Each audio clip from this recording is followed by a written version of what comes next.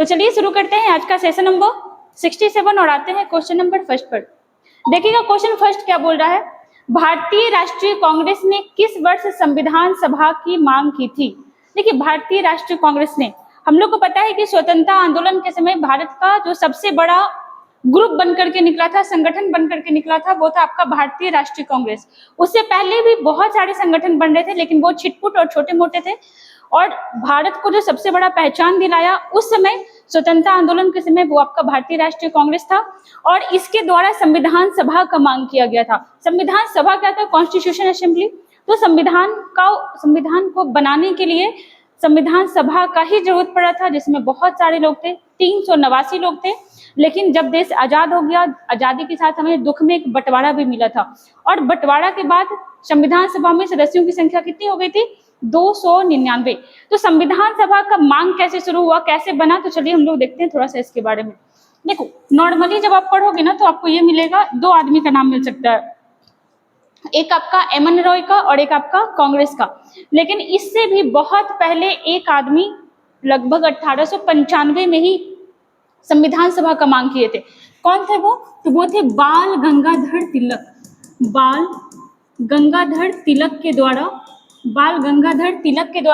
1895 में ही एक विधेयक के माध्यम से, कौन सा विधेयक था, तो स्वराज विधेयक। स्वराज विधेयक के तरफ से संविधान सभा का मांग किए थे। मतलब सोच लो कि ये आदमी कितना दूरदर्शी थे। कब का बात हो रहा है, 1895 का ही बात हो रहा है। उसी समय संविधान सभा का मांग किए थे, लेकिन ये ओरली बात किया हुआ था, मतलब बोल चाल में ये यूज किया गया था कि संविधान सभा का मांग किया जाएगा। उसके बाद 1934 से आपका यहाँ से इतिहास फिर से शुरू होता है। 1934 में एक आपका कम्युनिस्ट आंदोलन के अग्रणी नेता, कम्युनिस्ट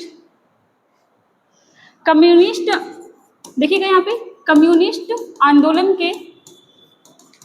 के अग्रणी नेता, क्या नाम था इनका, बहुत इंपॉर्टेंट नाम है, एम.एन. रॉय के द्वारा संविधान सभा का मांग किया गया था। ये नाम बहुत बहुत इंपॉर्टेंट है, इस चीज को याद रखिएगा। और फिर आगे जाकर के 1935 में आपका किसके द्वारा, तो INC मतलब इंडियन नेशनल कांग्रेस के द्वारा संविधान सभा का मांग किया गया था। तो देखो ये मांग किया जा रहा था। नॉर्मली देखो क्या होता है, मान लो कि आप एक आदमी हो, आप जा करके अपने टीचर से या फिर आप जहाँ काम कर रहे हो उसको कुछ भी बोल रहे हो, वो आपका बात नहीं सुन रहा है। बट जब आप एक यूनिटी में जाते हो ना, जब आप एक ग्रुप में जाते हो, तो आपके बात को माना जाता है, फॉलो किया जाता है।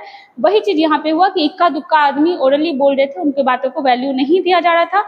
और फाइनली जो राष्ट्रीय स्तर पर संगठन था जिसका नाम था INC, जब इन्होंने आवाज उठाया तो धीरे धीरे अब जोर पकड़ना शुरू किया था। और फाइनली बहुत सारे मिशन आए थे, लेकिन कैबिनेट मिशन ये भारत में कब आया था, तो ये आया था 1946 में। कैबिनेट मिशन के तहत भारत में संविधान सभा की स्थापना हुई, संविधान निर्माण प्रक्रिया शुरू हुआ, और फाइनली 26 जनवरी 1950 को हमारा संविधान लागू हो गया। देखिएगा यहाँ पे आंसर क्या हो जाएगा, क्या बोल रहा था, भारतीय राष्ट्रीय कांग्रेस ने किस वर्ष संविधान सभा की मांग की। ऑप्शन में देखिएगा हम लोग यहाँ पे क्या देखें, 1935 में, यहाँ दिया हुआ है 1934 में। इसको कर लीजिएगा 35 और आंसर हो जाएगा ऑप्शन नंबर डी। चलिए आगे आते हैं क्वेश्चन नंबर 2 पर। देखिएगा निम्नलिखित में से किस एंजाइम का अग्नाशय से संबंध नहीं होगा। सबसे पहले एंजाइम क्या होता है, हार्मोन क्या होता है। तो हमारे बॉडी में दो तरह का लिक्विड जो है सिक्रेट होते रहता है, एक को हम लोग बोलते हैं एंजाइम और एक को बोलते हैं हार्मोन। हार्मोन क्या होता है, तो जैसे आपका लंबाई छोटा है, आप बहुत लंबे हो, आप बहुत खुश हो, आप गुस्सा हो, आप रो रहे हो, कुछ भी हो रहा है, तो ये सारे हमारे बॉडी में किस वजह से होता है, हार्मोन की वजह से होता है। हार्मोन इसके लिए जिम्मेदार होते हैं। और एक होता है एंजाइम, हमारे खाने का डाइजेशन कौन करवाता है, तो वो करवाता है एंजाइम। मतलब अपने बॉडी में दो तरह का पैकेट होता है, दो तरह का थैली होता है, जिसको मेनली हम लोग कहते हैं ग्रंथि। एक से निकलता है हार्मोन और एक से निकलता है एंजाइम। लेकिन आपको पता होना चाहिए कि हर एक जगह एक ऑलराउंडर जरूर होता है, और अपने बॉडी में भी एक ऐसा ऑलराउंडर है जिसका नाम क्या है, इसका नाम है अग्नाशय। इंग्लिश में इसको क्या बोलते हैं, पेनक्रियाज। क्या बोलते हैं, पेनक्रियाज। अग्नाशय से क्या क्या निकलता है, तो अग्नाशय से हार्मोन भी निकलता है और अग्नाशय से एंजाइम भी निकलता है। ये चीज हुआ पहले। तो आप हार्मोन पे याद रखो। देखो एक आपका हार्मोन अभी कुछ दिन पहले उस समय बहुत चर्चा में आया था। कब? तो ये केजरीवाल को जब जेल में डाला गया था, वो हल्ला कर रहा था कि मेरा शुगर लेवल बहुत ज्यादा बढ़ गया है, इंसुलिन मेरे को नहीं दिया जा रहा है। अपने बॉडी में एक इंसुलिन नामक हार्मोन बहता है, जो कहाँ से बहता है? तो ये अग्नाशय से बढ़ता है। तो पहले तो अग्नाशय के बारे में देखिएगा, इसका शेप कैसा होता है। इसका शेप कैसा होता है, क्वेश्चन बनते हैं एग्जाम में। तो इसका शेप होता है लीफ के जैसा। लीफ मतलब आप समझ रहे हो ना, लीफ मतलब क्या होगा? पत्ता। ठीक है, इसका शेप होता है लीफ के जैसा। दूसरा, अग्नाशय के बारे में पता कौन लगाया कि हमारे बॉडी में अग्नाशय नाम का एक ऑर्गन है जो ये काम करता है। ये कौन पता लगाया था? तो ये पता लगाया था आपका लैंगरहैंस। लैंगरहैंस नामक आदमी ने पता लगाया था। अग्नाशय से क्या निकलता है? तो हार्मोन भी निकलता है और एंजाइम भी निकलता है। हार्मोन कौन सा निकलता है? तो हार्मोन निकलता है इंसुलिन हार्मोन। Insulin hormone.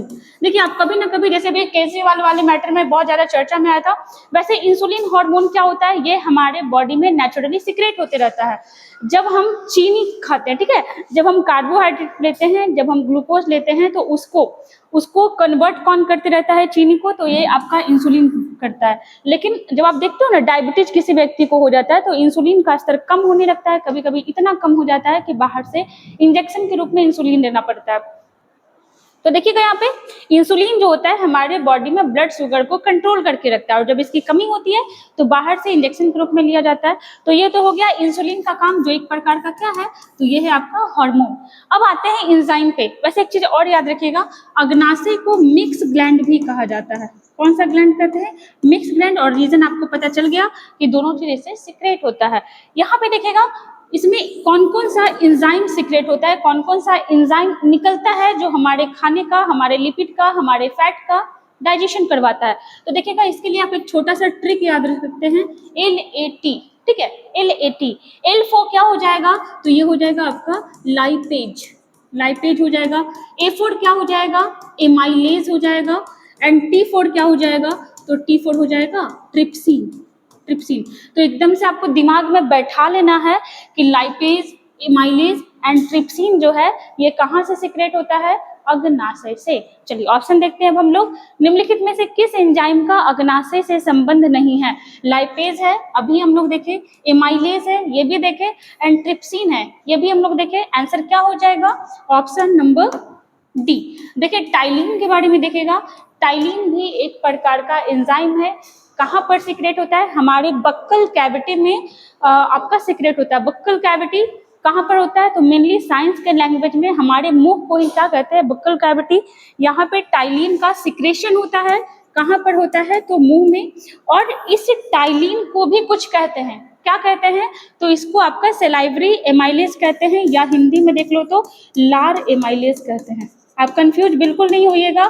सिर्फ एमाइलेज होगा तो अग्नाशय से निकल रहा है, लार एमाइलेज होगा तो हमारे मुंह में सीक्रेट हो रहा है। ठीक है, चलो आते हैं क्वेश्चन नंबर 3 पर। देखिएगा प्रायद्वीपीय भारत की सबसे लंबी नदी कौन सी है? हम लोग को पता है कि भारत में देखो कितनी प्रकार, भारत में बहुत सारे नदी हैं। उत्तर भारत के हैं, दक्षिण भारत के हैं, पूर्व की ओर बहते हैं, पश्चिम की ओर बहते हैं, बहुत सारे क्वेश्चन आते हैं।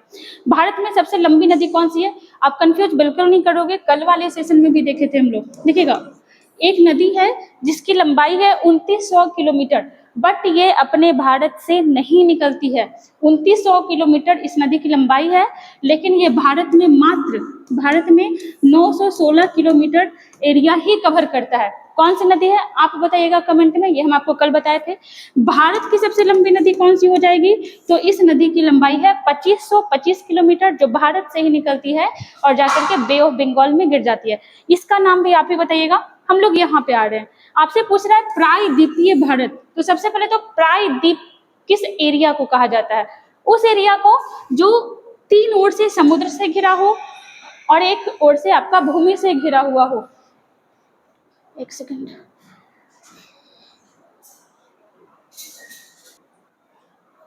देखिएगा यहाँ पर क्या बोल रहा था? प्रायद्वीपीय भारत। तो प्रायद्वीप उस एरिया को कहा जाता है जिसका 3 भाग समुद्र से घिरा हुआ हो और एक भाग आपका भूमि से घिरा हुआ हो। ठीक है, तो यहाँ पे आपका कौन सा सागर है? तो यहाँ पे है आपका अरब सागर। यहाँ पे है आपका अरब सागर। यहाँ पे है आपका हिंद महासागर, हिंद महासागर, और यहाँ पे है बंगाल की खाड़ी, बंगाल की खाड़ी। तो देखो ये एरिया हो गया ना तीन ओर से समुद्र से घिरा हुआ, और ये पूरा आपका लैंड है, तो ये हो गया प्रायद्वीप भारत। प्रायद्वीप भारत में सबसे लंबी नदी कौन सी है? तो प्रायद्वीप भारत की सबसे लंबी नदी है गोदावरी नदी, गोदावरी नदी, जिसकी लंबाई कितनी है? 1465 किलोमीटर। कहाँ से निकलती है ये नदी? तो पश्चिमी घाट से, पश्चिमी घाट के त्रयंबकेश्वर, पश्चिमी घाट के त्रयंबकेश्वर पहाड़ी से निकलकर, त्रयंबकेश्वर पहाड़ी से निकल करके ये आपका किधर की ओर गिर जाती है?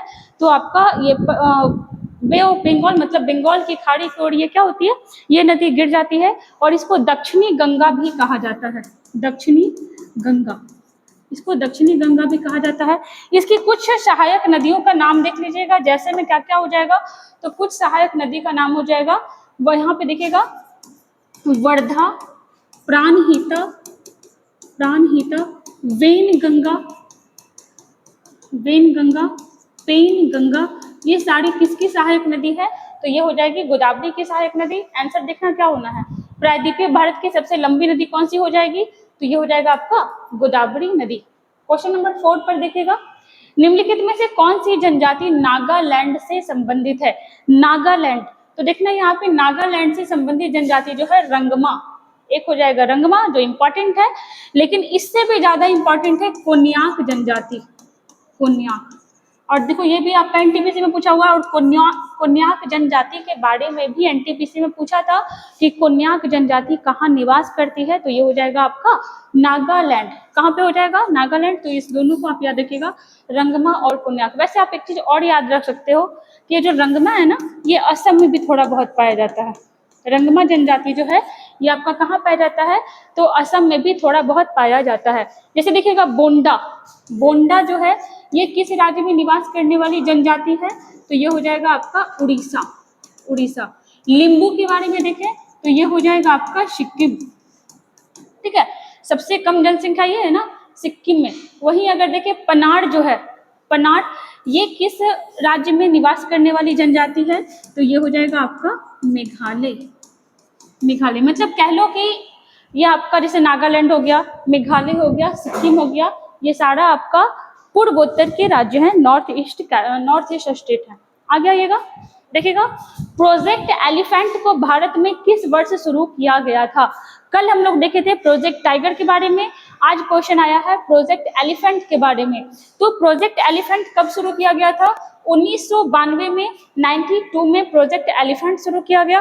वैसे देखिएगा हाथी, हाथी जो है आपका सबसे बड़ा स्तनधारी गिना जाता है, भूमि पर रहने वाला। हाथी दिवस भी मनाया जाता है हमारे भारत में। तो हाथी दिवस कब मनाया जाता है? तो ये हो जाएगा आपका 12 अगस्त। हाथी दिवस हो जाएगा आपका 12 अगस्त, 12 अगस्त। वैसे एक चीज और देखिएगा, हमारा आपसे सवाल करता है कि भारत का राष्ट्रीय विरासत पशु कौन सा है? विरासत हेरिटेज एनिमल, तो ये भी कौन सा हो जाएगा? ये भी हो जाएगा आपका हाथी, विरासत पशु, ये भी हो जाएगा आपका हाथी। और देखिएगा कि सारे स्तनधारी में अगर बात करें, सारे स्तनधारी को मिला करके किस स्तनधारी का गर्भावधि, गर्भावधि मतलब हो गया जैसे जो आपके ह्यूमन होते हैं, तो ह्यूमन का जो आपका गर्भावधि कितना होता है, मतलब उनके बच्चे कितने महीने में जन्म ले लेते हैं? तो 9 माह में। जबकि सबसे ज्यादा समय स्तनधारी में कौन लेता है? तो हाथी लेता है। और इसका गर्भावधि कितना समय का होता है? तो ये होता है आपका 22 माह का, ठीक है, इस चीज को याद रखिएगा। 1973 में क्या शुरू किया गया था? टाइगर प्रोजेक्ट शुरू किया गया था। और हाँ एक चीज और बताइएगा, टाइगर दिवस कब मनाया जाता है? तो ये मनाया जाता है 29 जुलाई को, 29 जुलाई को। क्वेश्चन नंबर 6 पे आइएगा, सुशील कुमार मोदी का निधन हो गया, वह कौन थे? देखिएगा बिहार के पूर्व डिप्टी सीएम रहे थे, ठीक है, बिहार के पूर्व उप मुख्यमंत्री। और कब बने थे पहली बार? तो 2005 में, 2005 में ये बिहार के उप मुख्यमंत्री बने थे। और किस पार्टी से बिलोंग करते थे? तो बीजेपी पार्टी से। और अभी ये क्या थे? तो अभी ये थे राज्यसभा सांसद, राज्यसभा सांसद, राज्यसभा सांसद थे। इनका जन्म कब हुआ था? 1952 में, और मृत्यु कब हुई? 2024 में। और ये कैंसर बीमारी से पीड़ित थे, कैंसर से पीड़ित थे, और इसी वजह से, इसी बीमारी से क्या हो गई, तो इनकी मृत्यु हो गई। इस चीज को आप याद रखिएगा। चलिए देखिए अभी के बारे में अगर देखें तो कि बिहार के सीएम अभी कौन है, तो नीतीश कुमार। और इनको कौन नहीं जानता होगा, 9 बार शपथ लेने का रिकॉर्ड बना के रखे हुए हैं नीतीश कुमार, ठीक है। डिप्टी सीएम कौन है अभी? डिप्टी सीएम, तो आप याद रखिएगा कि बिहार के अभी 2 डिप्टी सीएम हैं। कौन है? तो एक है सम्राट चौधरी, सम्राट चौधरी, और एक और कोई है, वो कौन है? वो है विजय कुमार सिन्हा, विजय कुमार सिन्हा, विजय कुमार सिन्हा। और भी देखिएगा यहाँ पे, जैसे गवर्नर कौन है, राज्यपाल जो होते हैं, राज्यपाल कौन है बिहार के? ये है राजेंद्र विश्वनाथ अर्लेकर, राजेंद्र विश्वनाथ अर्लेकर। वैसे आप ये सब चीज भी याद रखिएगा, बहुत बार हम क्लास में चर्चा किए हैं कि बिहार के पहले मुख्यमंत्री कौन थे? डॉक्टर श्री कृष्ण सिंह। बिहार के पहले गवर्नर कौन थे? जयराम दास दौलतराम। पहले अंग्रेज गवर्नर कौन थे? जेम्स शिफ्टन। और ये बीपीएससी में शायद पूछा हुआ क्वेश्चन है, इस चीज को याद रखिएगा। आंसर क्या हो जाएगा? Option number A. चलिए आप इसका कमेंट करके बताइएगा कि बिहार विधानसभा के अध्यक्ष अभी कौन है, क्योंकि चर्चा में काफी रहा था बिहार का विधानसभा, ये सीएम के उलटफेर होने की वजह से। आइएगा क्वेश्चन नंबर 7 पे। नागरिकता संशोधन कानून के तहत पहली बार कितने लोगों को नागरिकता दी गई है? देखो ये CAA बड़ा इंपॉर्टेंट चैप्टर रहा है, बहुत चर्चा का विषय रहा था, आने वाले एग्जाम के लिए बहुत इंपॉर्टेंट भी है। देखो हमारे भारत में जो नागरिकता देने का कानून बनाया गया ना, वो 1955 में बनाया गया था, और उसका नाम भी वही दिया गया, नागरिकता कानून अधिनियम 1955। अब समय समय पर क्या होता है, सरकार के द्वारा उसमें कुछ फेरबदल किए जाते हैं जो समय के अनुसार इंपॉर्टेंट होता है। बहुत बार संशोधन हुआ, और 2019 में फिर से संशोधन हुआ, और उसी को नाम दिया गया नागरिकता संशोधन अधिनियम। नागरिकता संशोधन अधिनियम 2019 के तहत क्या हुआ, पहले तो आ जाओ कि ये पारित कब हुआ है। ये जो आपका नागरिकता संशोधन अधिनियम है, ये कब पारित हुआ था? तो ये पारित हुआ था आपका, रिसेंट पारित हुआ है 11 मार्च 2024 में। मतलब ये जो आपका कानून आया हुआ था 2019 से ही आया हुआ था। देखो 3-4 चीज याद रखना कि कोई भी कानून कैसे बनता है हमारे भारत में, या तो केंद्र सरकार का हो या राज्य सरकार का हो, तो पहले वो बिल के फॉर्मेट में आता है, ठीक है। पहले वो बिल के फॉर्मेट में आता है, जब इस बिल को लोकसभा, फिर राज्यसभा, या लोकसभा राज्यसभा आगे पीछे कोई भी हो सकता है, उसके बाद लास्ट में साइन किसका होना चाहिए? राष्ट्रपति का।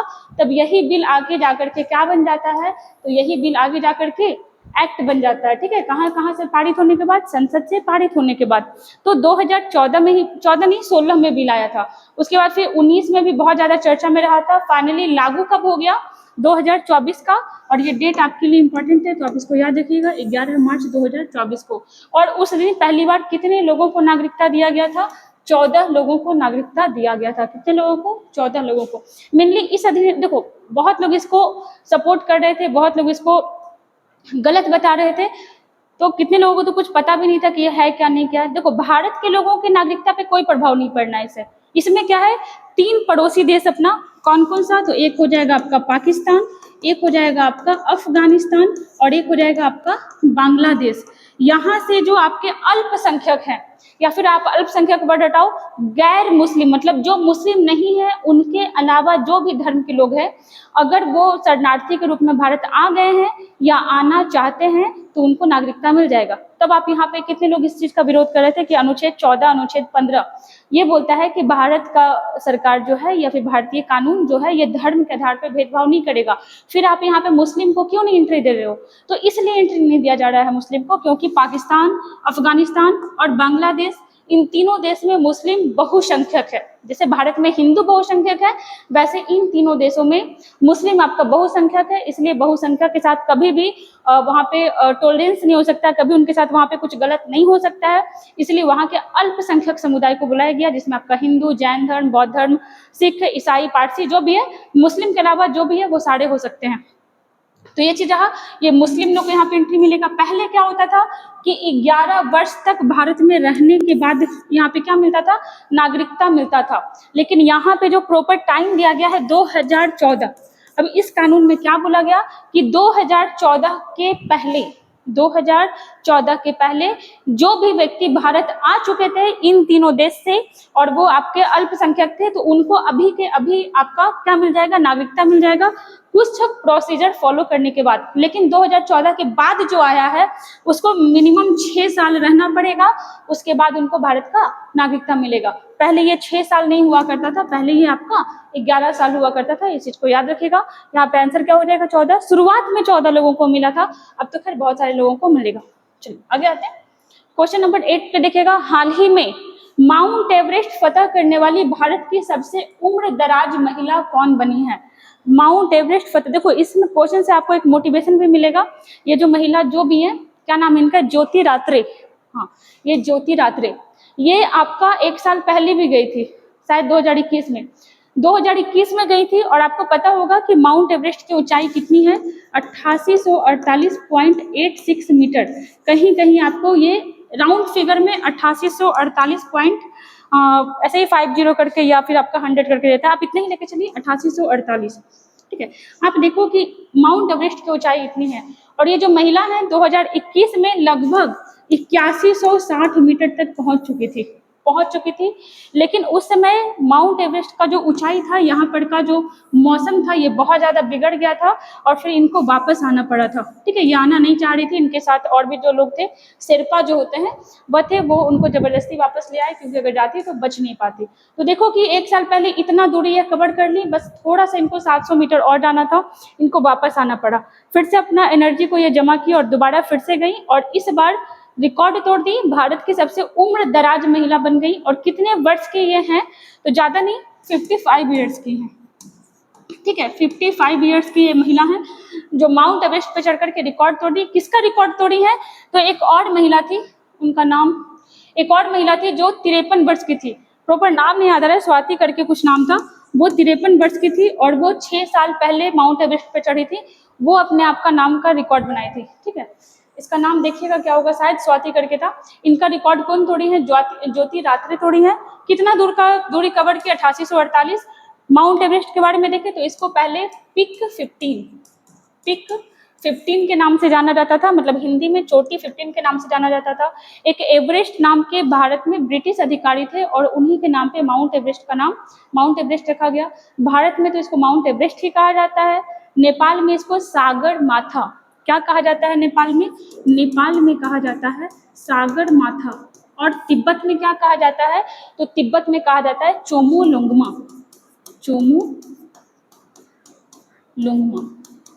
ठीक है, ये आपका तिब्बती वर्ड है, चाइनीज वर्ड है, वहां पे ऐसा ही कहा जाता है। आंसर क्या हो जाएगा, ऑप्शन नंबर ए। चलिए आते हैं क्वेश्चन नंबर 9 पे। 9 देखिएगा, 16 मई 2024 को निम्न में से किस राज्य का राज्य स्थापना दिवस मनाया गया। यह उस राज्य का स्थापना दिवस था जो थोड़ा सा विवाद में रहा था, क्योंकि भारत में जितने भी राज्य मिलाए गए उनको डायरेक्टली मिला लिया गया, या तो उनको यूटी बनाया गया। जैसे गोवा के बारे में हम लोग देखे थे ना कि 30 मई 1987 से पहले उनको क्या बनाया हुआ था, गोवा को, दमनदीप को यूटी बनाया हुआ था, लेकिन गोवा को राज्य का दर्जा दे दिया गया। सिक्किम के साथ क्या हुआ, यह भारत में रह के पहले देखना चाहता था कि हम भारत में कंफर्टेबल हो पाएंगे या नहीं हो पाएंगे, और 1 साल तक वह भारत का मेंबर बन के देखा, और जब उसको सही लगा तो वो अगले साल क्या हुआ कि भारत का सदस्य देश बन गया। इस चीज को आप याद रखिएगा। जैसे यह भारत का कितने नंबर का राज्य बना था, तो यह भारत का 22वें नंबर का राज्य बना था। कितने नंबर का बना था, 22वें नंबर का राज्य बना था। और देखिएगा ये आपका सबसे कम जनसंख्या वाला राज्य भी काउंट किया जाता है। बात हो रहा है किसके बारे में, तो सिक्किम के बारे में। सिक्किम के बारे में बात हो रहा है, जो जनसंख्या की दृष्टि से भारत का सबसे छोटा राज्य है। यह भारत का सबसे पहले सह राज्य बना था, और सह राज्य बनाने के लिए संविधान में एक संशोधन करना पड़ा था। और इनको किस अनुच्छेद में जोड़ा गया था, तो अनुच्छेद 2A में। और संशोधन जब भी होता है तो किसी न किसी माध्यम से होता है, किसी बिल से होता है।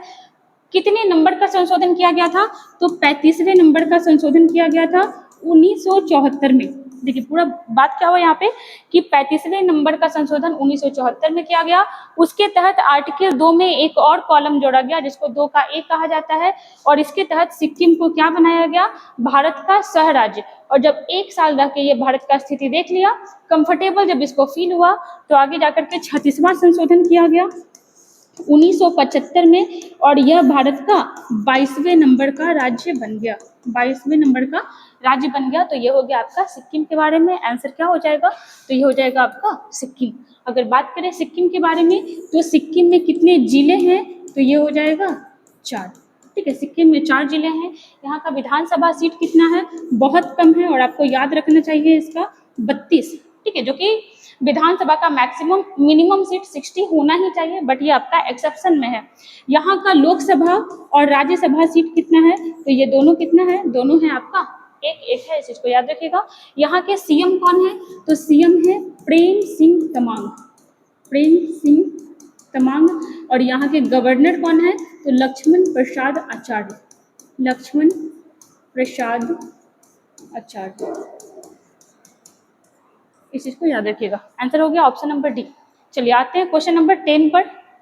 हाल ही में किस राज्य ने राहत शिविरों में, ध्यान से देखना, हाल ही में किस राज्य ने राहत शिविरों में छात्रों के लिए school on wheels, school on wheels पहल शुरू की है। क्या है ये स्कूल ऑन व्हील्स, तो देख लो, ये बात हो रहा है उस पूर्वोत्तर राज्य का जहां अभी कुछ दिन से बहुत टेंशन चल रहा था। ठीक है, ये और टेंशन चल रहा था आपका कुकी और मैतेई जनजाति के बीच। शायद आप पकड़ लिए हो, बात हो रहा है मणिपुर का। ठीक है, बात हो रहा है मणिपुर का। मणिपुर अभी पूरी तरीके से हिंसा से भड़का हुआ था। किसके बीच यहाँ पे हिंसा हो रहा था, 2 जनजातीय समुदाय के बीच, जिनका नाम क्या है, तो एक है आपका मैतेई और एक है आपका, एक चल रहा था आपका कुकी के बीच। तो इनके बीच अभी क्या हो रहा था, टेंशन चल रहा था, और इसी वजह से बहुत बार यहाँ पे बंदी हुआ, बहुत यहाँ पे कुछ धाराएं लागू हुए, और इसलिए बच्चों का पढ़ाई वहाँ पे डिस्टर्ब हो रहा था। इसलिए यहाँ के राज्य सरकार ने क्या किया, एक बस बनवाया है प्रॉपर, और उस बड़े से बस में एक स्कूल टाइप का स्ट्रक्चर दे दिया है कि बच्चे अब घूमते घूमते भी पढ़ेंगे। बच्चे को जाकर के घर से वहां से ले लिया जाएगा और पढ़ा करके वापस बस से ही, मतलब बस में ही चढ़ेंगे, बस में ही पढ़ाई करेंगे और बस से ही घर पहुंच जाएंगे। ऐसा कुछ यहाँ पे चलाया गया था। ऐसा पहले आपका सिक्किम में भी चला था, और रिसेंट आपका मणिपुर में चला गया। इस चीज का पहल किसके द्वारा किया गया, तो मणिपुर के राज्यपाल, मणिपुर के राज्यपाल किसके द्वारा, इनका नाम है अनुसुईया उइके, अनुसुईया उइके जी के द्वारा। और यहाँ के सीएम कौन है, तो यहाँ के सीएम हो जाएंगे एन बीरेन सिंह, एन बीरेन सिंह।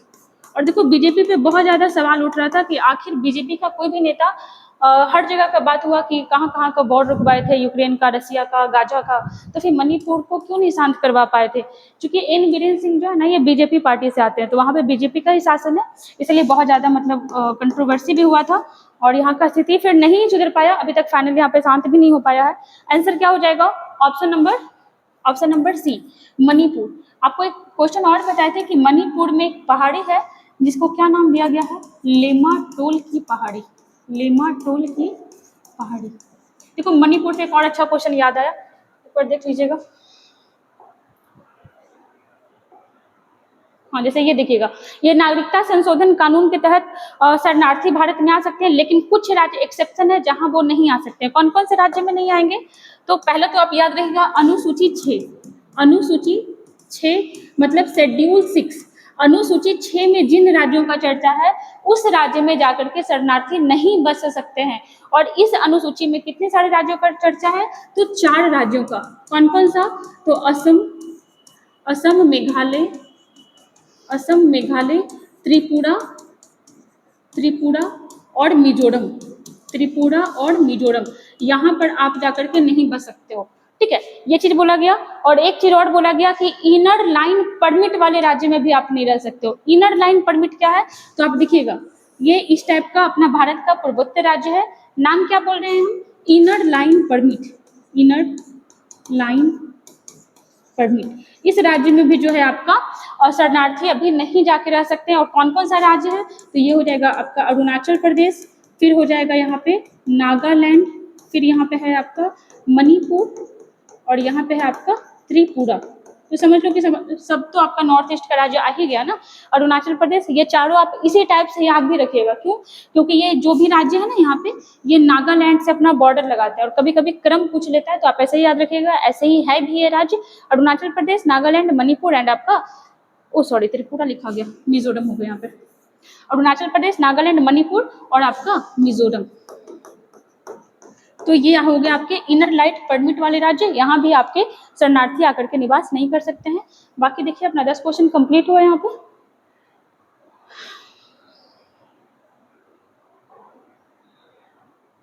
हाँ, तो देखिएगा यहाँ पे आपका 10 क्वेश्चन कंप्लीट हुआ। मिलते हैं फिर इसी तरह हम लोग नेक्स्ट वीडियो में, तब तक बने रहिए हमारे साथ।